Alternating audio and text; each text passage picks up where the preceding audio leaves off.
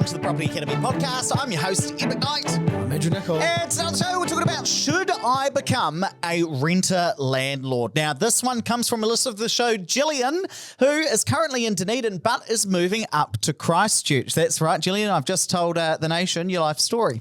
Now, she's emailed me and she said, "Morning, Ed. Hope you're well. I'm going to be moving to Christchurch at the end of the month, and coincidentally, my tenants are also moving out at the same time because Gillian owns a couple of properties, one of which is in Christchurch. Now, I'm wondering, should I move into that investment property, what is currently an investment property, or should I become a renter-landlord, and how do I figure it out?" Now, Gillian's given me some calculations about how she thinks you might figure out economically what is better, being a renter-landlord or renting out that property. So we're going to do what we're going to do today is go through the calculations, and we're going to give an answer. At what point is it economically better to be a renter landlord rather than to live in that property that Gillian owns? So how we're going to break it down today, we're going to go over the economic factors. So at what point is it economically viable to be a rent investor or to actually live in the house yourself and have as an owner-occupier, Gillian? And then the other qualitative factors, so other things you could consider like, do I want to be renting somewhere and maybe get kicked out at some stage? Okay, so let's go through these economics for you, Gillian. The first thing you've got to do is figure out, well, what is the economic benefit per week of renting out that property? So let's say that you can rent your house out for $450, and I have done some modelling for you, Gillian. So let's say you could rent it out for about $450. So where'd you get that number from? She put it in her email. Right. So I just assumed that that was the case. Okay, yep. So thank you, Gillian. You gave me the starting point. And you might initially think, well, isn't it just as simple as saying that if I could find somewhere to rent for less than $450, then I'm winning. Sweet, I'm making money because I'll just rent it out. Well, not quite, because there are also some other costs to renting out your house. So some of those additional costs that if you rent out your house, you'll pay, whereas you wouldn't if you just lived in it yourself, for things like property management or tenant sourcing. So you might pay a week's worth of rent to pay a property manager to go and find a tenant for you. Obviously, if you live in the house yourself, you're not going to be paying that cost. Same thing with accounting or landlord's insurance. And of course, the big one, tax as well. There are a couple of costs that you're going to have to pay if you rent out this house that you wouldn't if you just lived in it. Now, the reason that's important is we're going to take the rent per week, we're going to minus off all of those other costs that only landlords face, and that'll give us the figure. What is the economic benefit of renting out this property per week compared to just living in it myself?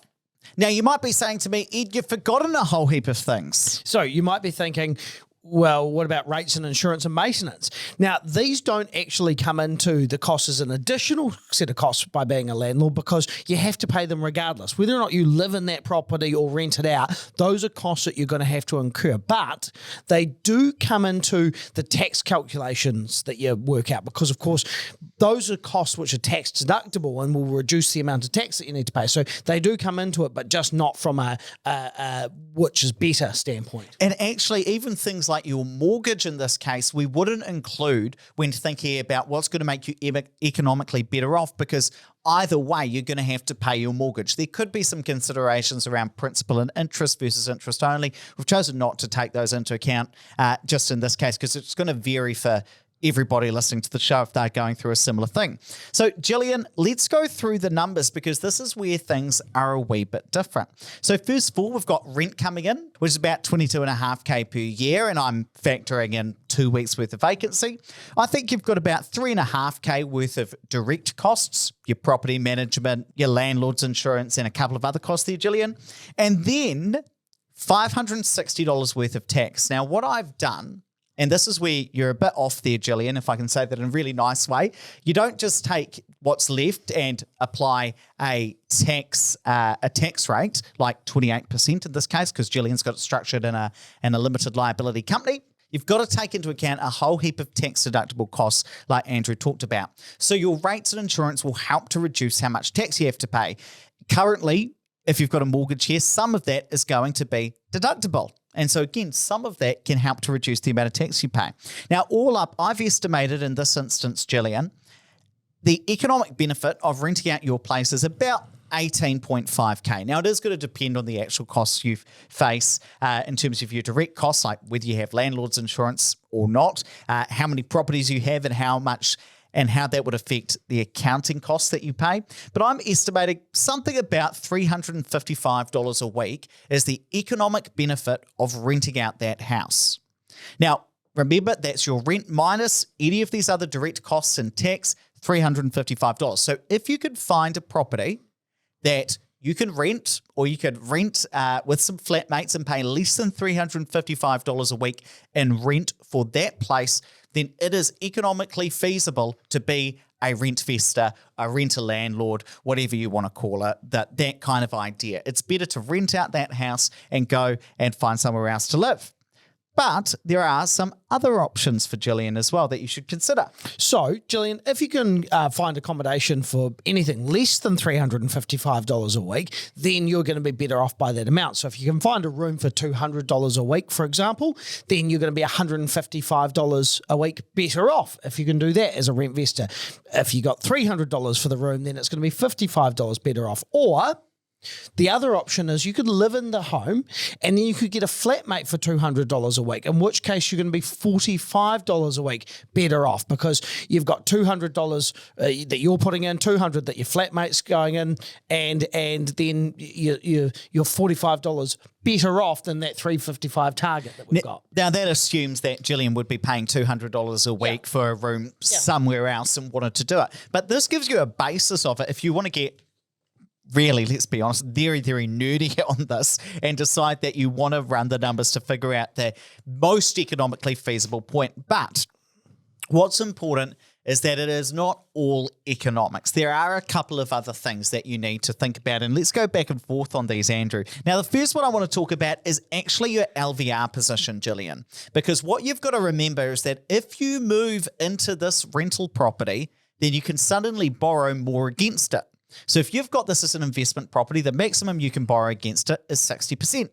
If you move in, you can now borrow 80% against it because you've got looser LVR restrictions. Now, that might put you in the position where you're able to access equity within this property and then use that as the deposit to go and purchase another investment property. So if you're looking at expanding, and I know, listening to the show and having met you, Gillian, you probably are, then this might put you in the equity position we're able to go purchase again. So that's one thing to factor into this. And anybody who's considering these sorts of things should not look at it just from the rental side, but also whether they're able to access more equity by living in the property so they can go purchase more investments. So one thing, Gillian, and this was actually something that when I was a renter-landlord for so many years, I loved the fact that I would never have to worry about maintenance. So if I had a leaky tap, apart from the odd time that I fixed the S-bend, which some of you long-term listeners will know that I did that myself and cocked it all up, you just ring up the landlord or the property manager and say, hey, this is happening, and someone else comes and deals with it. You just have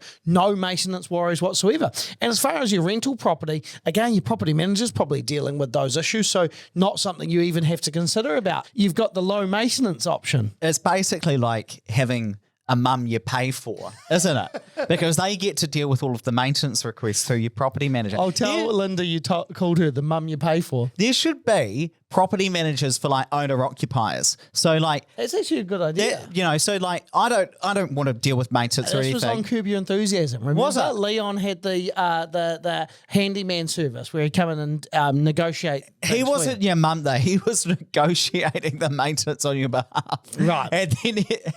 let's not go into it because we'll go down a rabbit hole. No, we should, It was pretty good. And then everything leaks and things, and it ruins Susie's shoes. Now, the next one that I've got is being able to invest in a better quality asset that you might not like to live in. So I remember, Andrew, you used to live in a beautiful one-bedroom loft apartment in Christchurch. God, that was a beautiful great. property. The bachelor pad of Christchurch. Oh, but terrible investment. Great place to live. Terrible investment. Leaked like a sieve. Well, the other thing as well is it's a one-bedroom place where the bedroom was kind of opened up, if I can say that, because it was up on the second floor. A loft, if you will.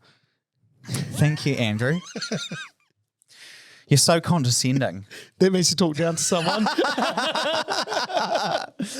But while that was a great place to live, as we said, it wouldn't have been a good investment. Now, being a renter-landlord means you can rent in a really cool place that's a bit offbeat, if I can say that, but at the same time have a really good quality investment, which might be a 3-bedroom standalone place out in Rangiora, for instance. So if you're wanting to live somewhere like a 1-bedroom apartment that might not make the best investment, that might be a great time to be a renter-landlord because you can have the good quality asset, 3-bedroom standalone home, for instance, or 2-bedroom townhouse, while still living where you really want to live, Gillian.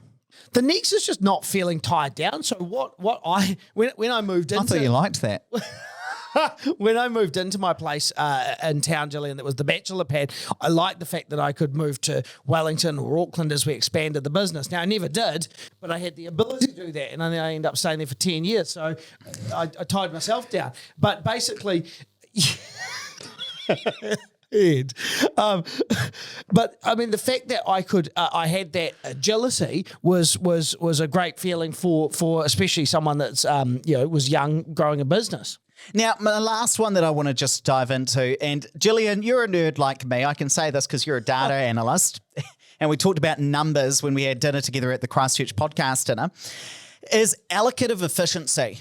And what I mean by that is, Gillian, if it's just you and perhaps a partner, I don't really know, then you might not need to live in a 3-bedroom house with 2 bedrooms empty.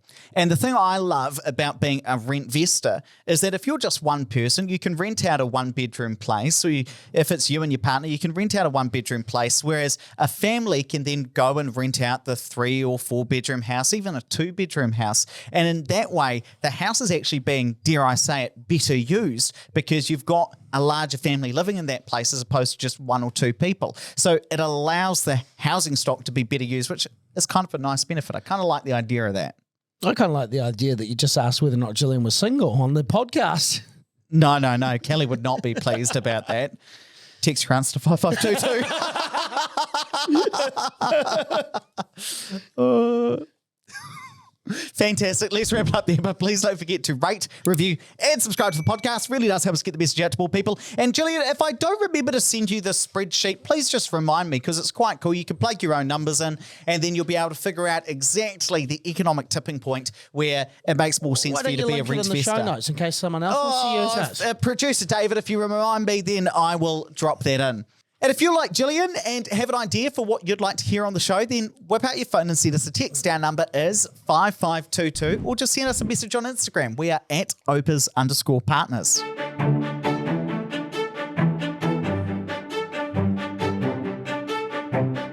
Thanks for listening to the Property Academy podcast. I'm your host, Ed McKnight. And I'm Andrew Nicol. And we're going to be back again tomorrow with even more dailies. Strategies, tactics, and insights to help you get the most out of the New Zealand property market. Until next time. 2 out of 10.